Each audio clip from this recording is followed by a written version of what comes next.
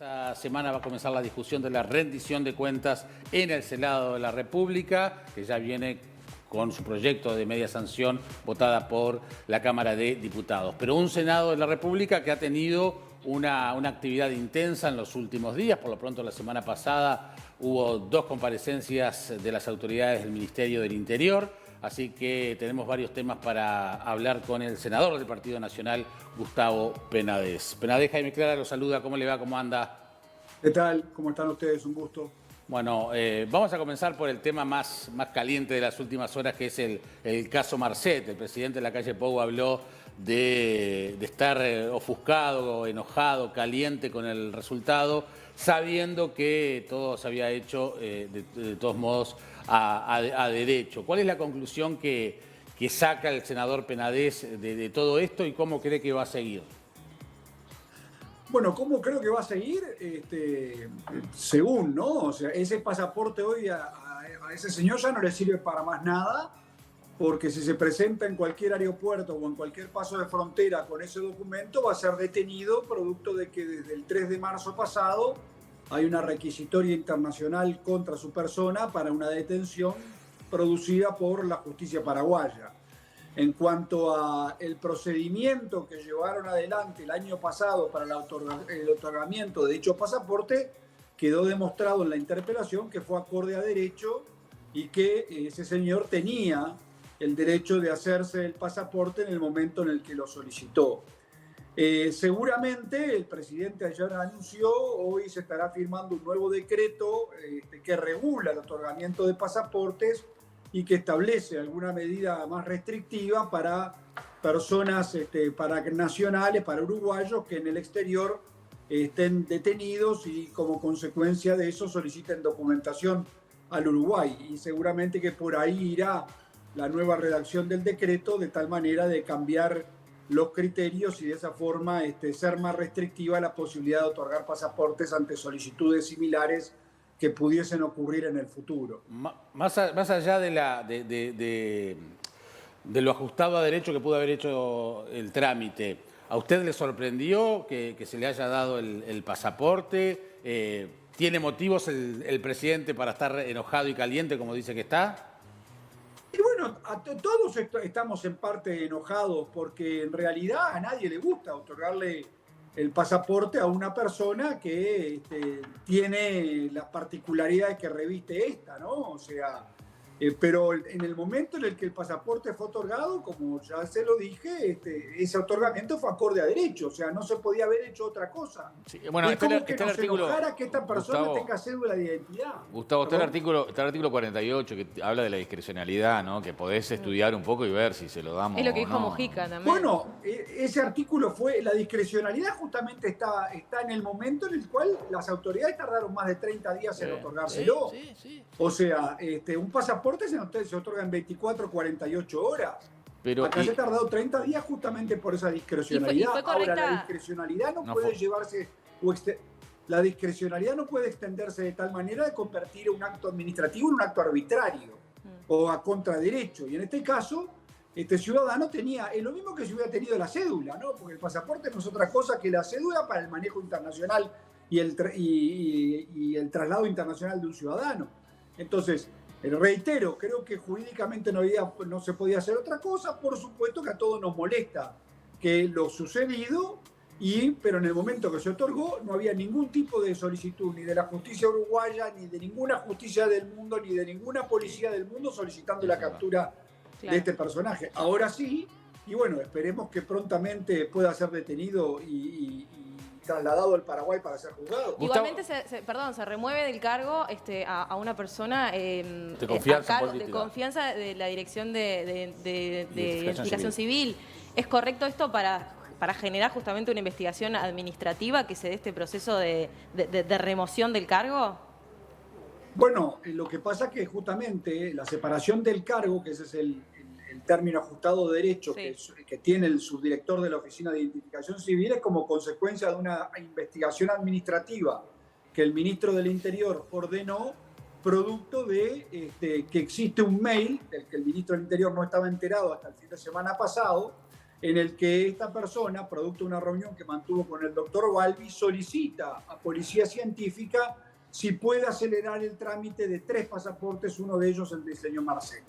La consecuencia real es que no se necesitó ningún tipo de aceleración de ningún tipo de trámite, producto, entre otras cosas, que el tiempo en el que se otorgó ese trámite entre Policía Científica y Identificación Civil era el tiempo normal, entre 24 y 48 horas. Cualquier hijo de vecino que haga un trámite tiene ese tiempo. O sea, no se notó ningún tipo de influencia ni incidencia debida. Sí fue indebida la solicitud y por ende se está desarrollando ahora la investigación administrativa, tanto en el Ministerio del Interior, como también lo anunció el canciller el otro día, se está realizando una similar en el Ministerio de Relaciones Exteriores.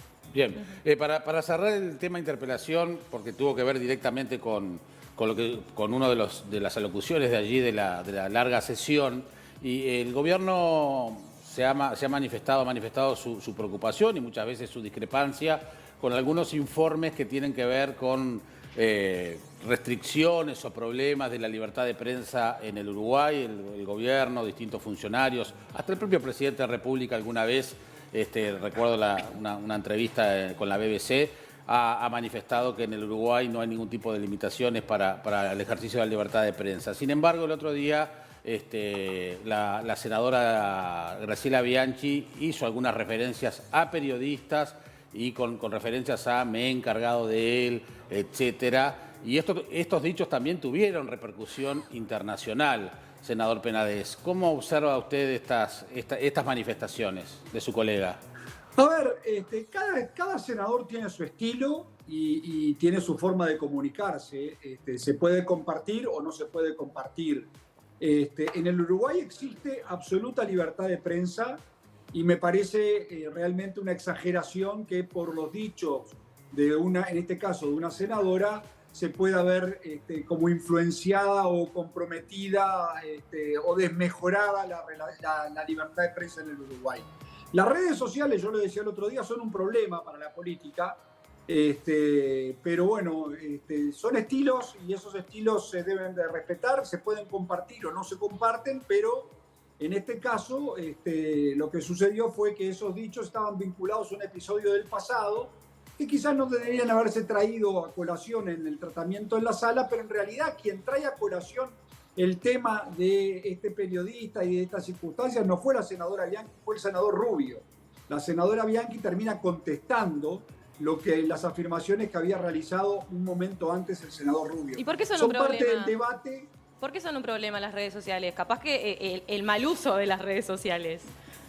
Bueno, está bien, precisando los conceptos, el mal uso de las redes sociales o las redes sociales a veces, no es el caso precisamente de la senadora Bianchi, que siempre tiene la honestidad intelectual de decir lo que piensa en todos lados, se podrá compartir o no, se podrá compartir su estilo o no, pero no se le puede reprochar que diga una cosa en la pulpería y la calle en la comisaría, como dice el dicho. Hay otros dirigentes políticos que sí, hay otros dirigentes políticos que lamentablemente en el Senado no dicen lo mismo de lo que después se escriben en las redes sociales.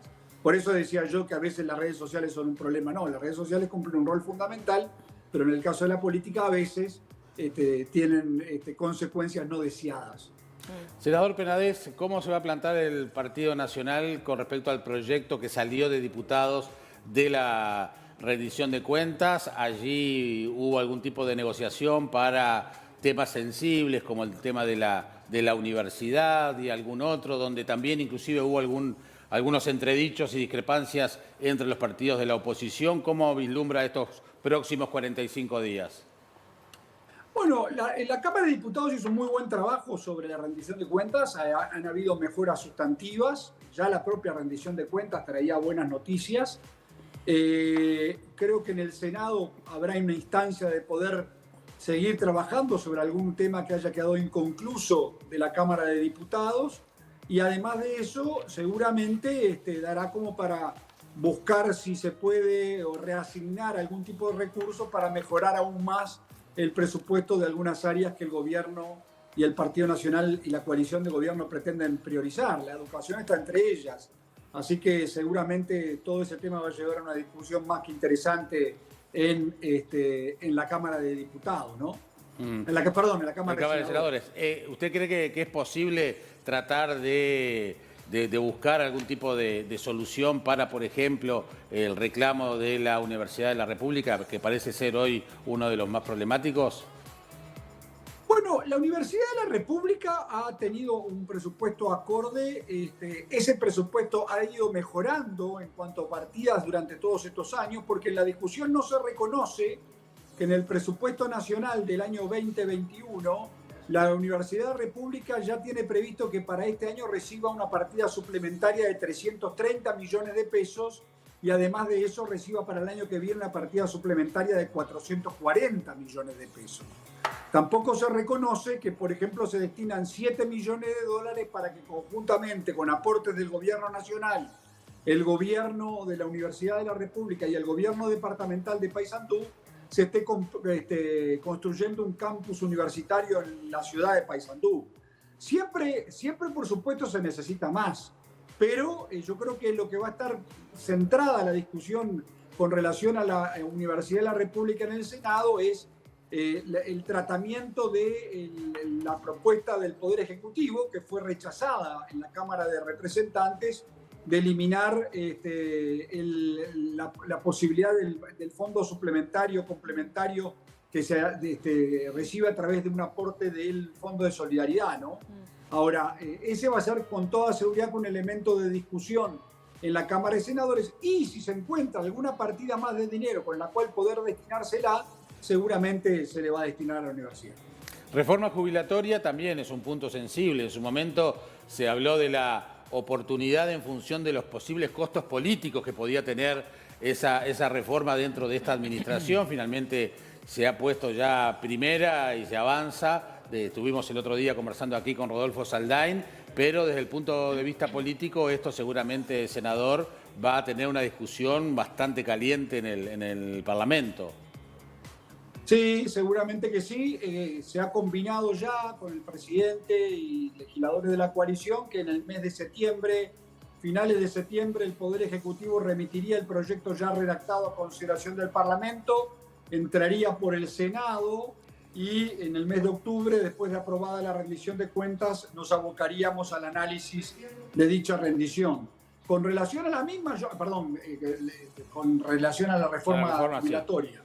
Exactamente. Entonces, octubre, noviembre y diciembre seguramente será discutida en el Senado para que pase a la Cámara de Representantes en los primeros meses del año que viene y ahí poder ver la posibilidad de ser aprobada. Yo soy optimista porque creo que es una muy buena reforma, creo que es un muy buen proyecto el que se ha presentado, las ideas que se están manejando y el proyecto que se va a presentar, y creo que vamos a trabajar para que sea votada por unanimidad. Esperemos que así lo consigamos. La coalición está abroquelada, está funcionando en términos armónicos, cree, en materia legislativa, porque bueno, también los partidos ya, en la medida que avanza el calendario, van fijando perfil, ¿no? Y hay socios de la coalición que ya están marcando algún tipo de acontecimientos muy concretos de cara a lo que puede ser su proyección electoral. Concretamente, Cabildo Abierto ha marcado diferencias en varios puntos. ¿Eso lo ha sorprendido? No, no me sorprende. No hay que olvidarse que esta es una coalición. Somos 5 partidos distintos que tenemos distintas visiones del mundo, distintos posicionamientos filosóficos. Así que, por ende, no hay que dramatizar. Ahora, a la hora de que las papas queman, ahí han estado los votos de la coalición para respaldar al gobierno. En interpelaciones se aprobó la ley de urgente consideración, se aprobó el presupuesto, se han aprobado 2 rendiciones de cuentas. Las leyes más importantes que el gobierno ha priorizado han contado con los votos de toda la coalición y yo, por ende, diría que el relacionamiento y el funcionamiento de la coalición en el Parlamento es el funcionamiento correcto de cualquier coalición de partidos políticos en el mundo. Ya que mencionó la pulpería, ¿en la pulpería se están manejando en alguna charla informal ya algunos nombres de posibles candidatos para las próximas elecciones del Partido Nacional? Bueno, sí, la pulpería da siempre para eso, ¿no? Y más si se trata de la pulpería de Don Verídico, pero seguramente sí, hay nombres que andan en danza. Lo que hemos priorizado saliendo de la pulpería es que de ese tema se habla recién en el segundo semestre del año que viene. Hay que esperar. Álvaro Delgado, quizás. Entre otros, en la pulpería se manejan muchos nombres y además las encuestas ayudan a que los nombres anden en danza y los cálculos, y entre charla y charla da para mucho nombre. Bueno, muy bien, senador, gracias por atendernos. Ha sido un placer, tengan buen día a todos. Gracias. Que pase usted muy bien.